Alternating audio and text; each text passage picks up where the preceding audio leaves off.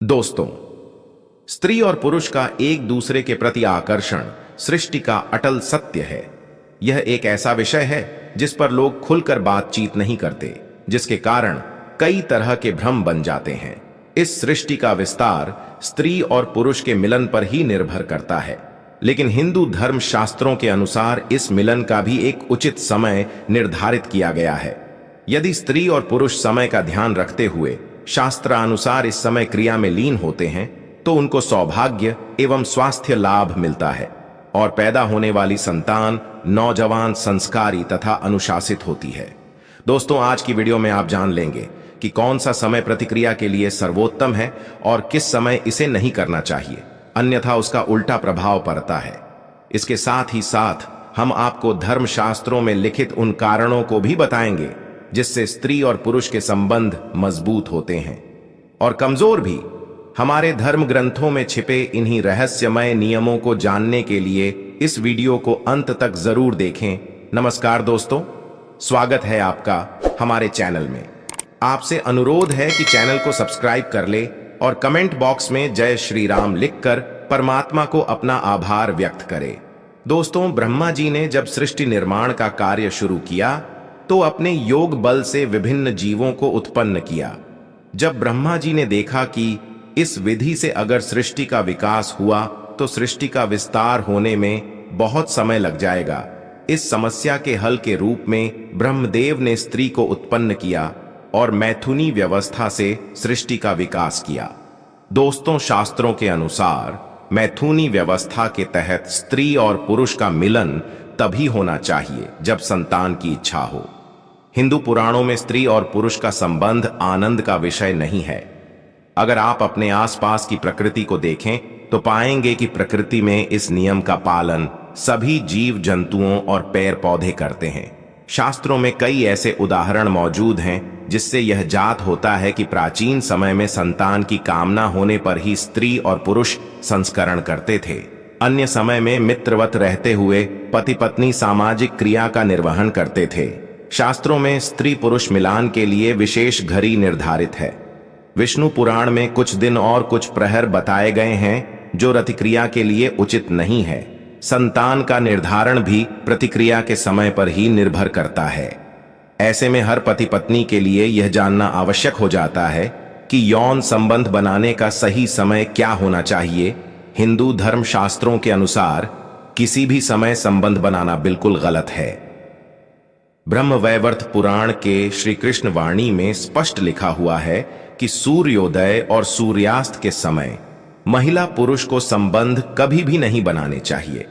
जो पति पत्नी ऐसा करते हैं वे रोगी और दरिद्र हो जाते हैं और उनसे पैदा होने वाली संतान भी अपने जीवन काल में विभिन्न रोगों और दरिद्रता को भोगती है।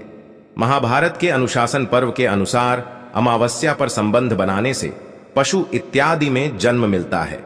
इसके साथ ही नरक की यातनाएं भी सहनी पड़ती हैं। इसके अतिरिक्त पूर्णिमा, चतुर्दशी, अष्टमी तथा ग्रहण को संबंध नहीं बनाना चाहिए। इसके अलावा जन्माष्टमी, रामनवमी, होली, शिवरात्रि, नवरात्रि, अपने जन्मदिन पर, अपने सगे संबंधियों की मृत्यु पर और आर्तु काल आदि में कभी भी शारीरिक संबंध स्थापित नहीं करना चाहिए। जो स्त्री पुरुष इस नियम का पालन करते हैं उनके घर में सुख, शांति, समृद्धि और आपसी प्रेम बना रहता है। जो ऐसा नहीं करते वह अपने घर में कलह, धन की हानि और आकस्मिक घटनाओं को आमंत्रित करने का काम करते हैं। आइए दोस्तों, अब आपको बताते हैं कि प्रतिक्रिया के लिए सर्वोत्तम समय कौन सा है। रात्रि का पहला प्रहर प्रतिक्रिया के लिए सबसे उचित समय बताया गया है। रात्रि का प्रथम प्रहार रात 12 बजे तक माना गया है। इस प्रहर में की गई प्रतिक्रिया के फलस्वरूप ऐसी संतान प्राप्त होती है जो अपनी प्रवृत्ति तथा संभावनाओं में धार्मिक, सात्विक, अनुशासित, संस्कारवान, माता पिता से प्रेम रखने वाली, धर्म का कार्य करने वाली, यशस्वी और आज्ञाकारी होती है। शिव का आशीर्वाद प्राप्त ऐसी संतानों की लंबी आयु तथा भाग्य प्रबल होता है। प्रथम प्रहर के बाद राक्षस गण पृथ्वी लोक के भ्रमण पर निकलते हैं। उस दौरान जो प्रतिक्रिया की गई हो उससे उत्पन्न होने वाली संतानों में राक्षसों के ही समान गुण आने की प्रबल आशंका होती है। पहले प्रहर के बाद प्रतिक्रिया इसलिए भी अशुभकारी है क्योंकि ऐसा करने से शरीर को कई रोग घेर लेते हैं। व्यक्ति अनिद्रा, मानसिक क्लेश, थकान का शिकार हो सकता है और माना जाता है कि भाग्य भी उससे रूठ जाता है। महर्षि व्यास के अनुसार शास्त्री के अनुकूल समय होने पर भी जो व्यक्ति पराई स्त्री से संबंध बनाता है तो उस व्यक्ति को भयानक नरक में जाना पड़ डसता है। पहले उसे भेड़िया, फिर कुत्ता, फिर सियार, फिर गिद्ध, फिर शाम, फिर कौवा और अंत में बगुले का जन्म मिलता है। उसके पश्चात ही उसे मनुष्य जन्म की प्राप्ति होती है। दोस्तों, हमारे धर्म शास्त्रों में कुछ विशेष नियम बताए गए हैं जिसके अनुरूप चलकर व्यक्ति को स्वास्थ्य लाभ, सौभाग्य तथा सामर्थ्यवान संतान की प्राप्ति होती है। आइए अब उन नियमों को जानते हैं। दोस्तों, हिंदू धर्म शास्त्रों के पहले नियम के अनुसार मनुष्य के शरीर में व्यान, सामान, अपन, अनुदान और प्राण नाम के 5 प्रकार की वायु रहती है।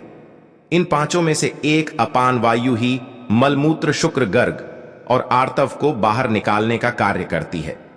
इसमें से शुक्र को ही वीर्य भी कहा जाता है, यानी यह वायु संभोग से संबंध रखती है। शास्त्रों के अनुसार जब इस वायु की गति में फर्क आता है या यह किसी भी प्रकार से दूषित हो जाती है, मुद्रा, श्रेय और गुर्दा संबंधी रोग उत्पन्न होते हैं, जिस वजह से संभव की शक्ति पर भी असर पड़ता है।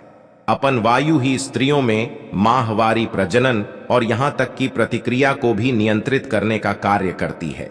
इसलिए मनुष्य को चाहिए वह अपने शरीर में इस वायु को शुद्ध और गतिशील बनाए रखने के लिए अपने उदर यानी पेट को साफ रखें और निश्चित समय पर शौच आदि से निवृत्त हो। दोस्तों, दूसरा नियम काम सूत्र के रचयिता आचार्य वात्स्यायन द्वारा दिया गया है। उनका मानना था कि स्त्रियों को काम शास्त्र का ज्ञान होना बेहद जरूरी है, क्योंकि इस ज्ञान का प्रयोग पुरुषों से अधिक स्त्रियों को करना चाहिए।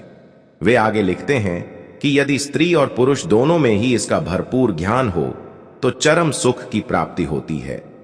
वात्स्यायन के अनुसार सभी स्त्रियों को विवाह से पहले पिता के घर में और विवाह के पश्चात पति की अनुमति से काम शास्त्र की शिक्षा अवश्य लेनी चाहिए। इससे दांपत्य जीवन में स्थिरता बनी रहती है और पति अन्य स्त्रियों की ओर आकर्षित नहीं होता। इसलिए स्त्रियों को यौन क्रिया का ज्ञान होना आवश्यक है ताकि वह काम कला में निपुण हो सकें और पति को अपने प्रेम में बांध कर रख सके। साथ ही आचार्य वात्स्यायन बताते हैं कि स्त्रियों को अपने किसी विश्वसनीय दाई, विवाहिता, सखी, हमउम्र मौसियां, बड़ी बहन, ननद या भाभी जिसे संभव का आनंद प्राप्त हो चुका हो आदि से बिना किसी लज्जा के सहवाग की शिक्षा लेनी चाहिए। इन सब के अलावा हिंदू धर्म शास्त्रों में यह भी बताया गया है, एक पवित्र माने जाने वाले वृक्षों के नीचे, सार्वजनिक स्थानों पर, उद्यान में, श्मशान घाट, वाद स्थल, औषधालय और मंदिर में तथा ब्राह्मण और गुरु के निवास स्थान में संभोग नहीं करना चाहिए। यदि कोई व्यक्ति ऐसा करता है तो शास्त्रानुसार उसको इसका बुरा परिणाम भुगतना पड़ता है।